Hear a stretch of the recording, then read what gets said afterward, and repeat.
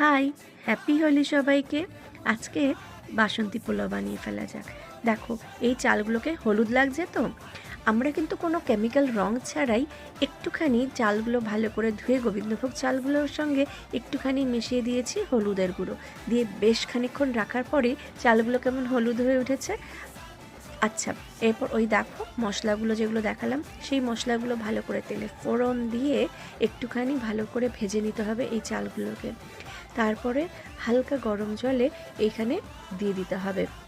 আচ্ছা, অবশ্যই কিন্তু 1 কাপ দুধ দিতে ভুলবে না, কারণ এই পোলাওতে কিন্তু দুধ দিলে টেস্টটা একদম জাস্ট জমে যাবে। তারপর ভেজে রাখা কাজু বাদাম এবং কিশমিশ দিয়ে দিতে হবে, একটু 3-4টে লঙ্কা দিয়ে দিতে হবে হালকা হালকা একটা ঝালঝাল ফ্লেভার আনার জন্য। ব্যাস, এবার কিছুক্ষণের অপেক্ষা, আর নামিয়ে ফেলার আগে চিনি আর ঘি দিয়ে নামিয়ে ফেলতে হবে।